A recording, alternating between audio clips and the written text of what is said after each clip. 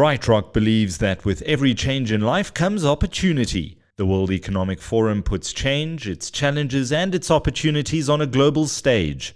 This World Economic Forum special edition BizNews podcast is illuminated by BrightRock, the first ever needs-match life insurance that changes as your life changes.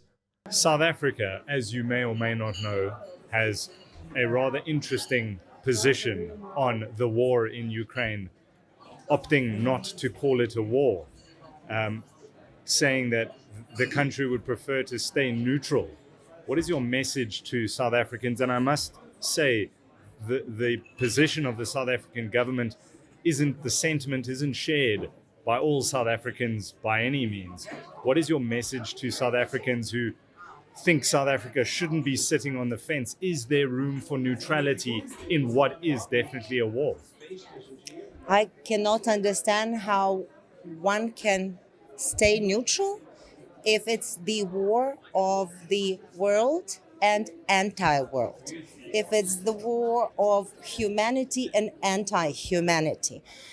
I think by trying to stay neutral, and I think that, by the way, South Africa doesn't stay neutral because it didn't vote even for the basic resolution of the UN General Assembly that requested Russians to immediately withdraw from our territory. So that's not even neutral. That is taking a side of, unfortunately, of aggressor and unfortunately of a brutal power that is just ruining everything around itself.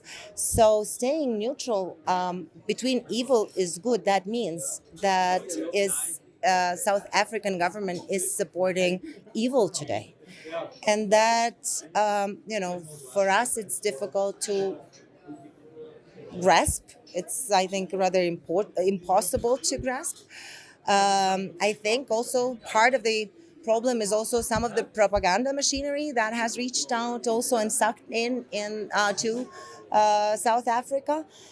And I would love to be able to get our truth across. Maybe that could change the sober up those minds that think that you can stay neutral when kids, like babies, toddlers, are being raped in front of the eyes of their parents, and their parents are tied up so that they cannot respond and cannot do anything, when elderly people are being raped, when people are being tied and then killed in the head just because they are Ukrainian, just because they are they want to live in their own country and have democracy thriving in the country, when your homes are being destroyed just to the ground, when you have to flee.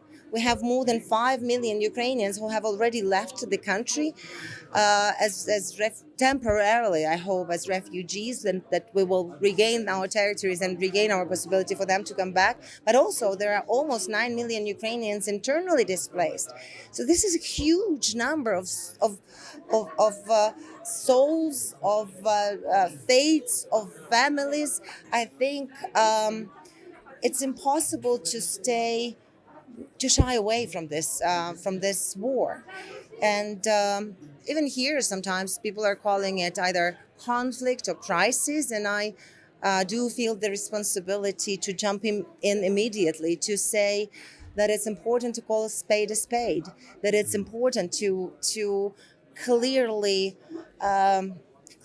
terminology matters when you are talking about those atrocities that Russia has brought on our land, and that have not been justified by anything besides Russian irrational desire to regain yet another territory. If someone looks at the map, probably one sees that Russia occupies 1/5 of the ground territory of the whole world, basically, of the whole globe.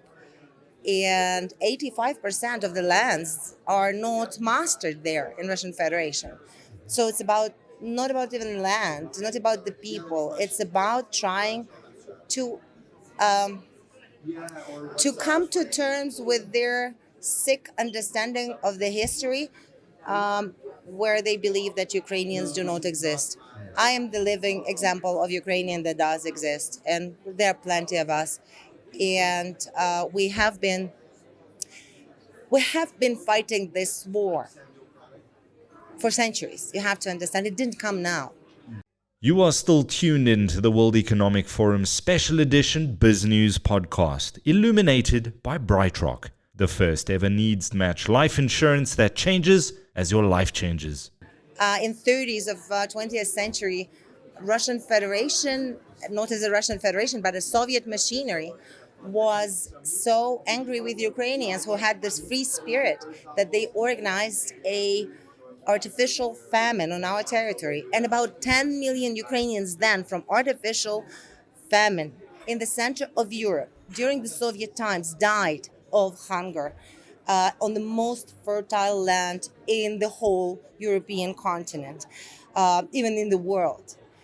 And before that, we had when Russia conquered us as a Russian empire, they were forbidding our language, they were forbidding our schooling, they were forbidding our our culture and so on. So it has, and I'm talking about 19th century, for example. So it has been going on for centuries, and they have not given up on this because we always had this free spirit, and we believe that we always belonged also to the kind of democratic civilizational space, and that's why we are continuing to fight, and we will till we breathe. It's a war on the ground. I'm not going to call it a conflict. It's a war on the ground, but it's also an information war happening on Twitter, on Facebook, on YouTube. How important is it to win the information war? And you will confirm there is a war going on in the information space. Yes, unfortunately, but we have to understand that this information war didn't start on the 24th of February. Russia has been spreading its metastasis. I don't know whether it's the word in English as well, as a cancer through different information channels, also occupying those new possibilities like social networks. And unfortunately, there was little understanding in the world how dangerous it is. And I remember that when in 2017, we in Ukraine, as a Ukrainian government then, I did serve as a deputy prime minister for European and Euro-Atlantic integration, that when we were closing Russian social networks on the territory of Ukraine, we've been approached by so many European colleagues of ours. They would line up as ambassadors to my office saying, you are attacking freedom of speech. So we had to show all these numerous examples and facts how Russians have been actually doing subversive activities through those networks on the territory of Ukraine. So we kind of open up all the intelligence we had and so on. But that was a very difficult time to kind of prove that what we were up against. Then later you had Russians mingling in the German elections, in French elections, in American elections, and finally the free world has understood that yes, Russia is misusing even all those instruments that have been kind of new and open and free and so on. So unfortunately, it took time to understand that the war is ongoing there for minds of people, because Russia has been preparing this for a long time, and I think that we still do not have a very efficient blockages for Russian influence. Some of the things have been done already, like at least in those countries like European Union countries, in the US, in Canada, in Australia, for example, that Russia Today and Sputnik TV have been. RT has been blocked in South Africa. At least something, but that's not enough because Russian state TV is still available through all the satellite imagery. Russia is also working through bribed analytical think tanks, some of the bribed politicians, some of the bribed analysts, even journalists, and and also using all these social networks that we've started to talk about from. And so all of this means that we still did not cut all this Tentacles? Yeah, that was the word I was looking for. Yes, tentacles that Russia has been spreading around the world. But that is something to do, because we will be poisoned by that, and we will not even realize when suddenly in those countries that want to be neutral today, Russia will decide to show its presence by, for example, turning people against the government on something unexpectedly for the government, if the government misbehaves, quote and unquote, in some of the relationship that they have with Russian Federation. Well, I wish you all the best. Thanks for tuning in to this World Economic Forum special edition BizNews podcast illuminated by BrightRock, the first ever needs-match life insurance that changes as your life changes.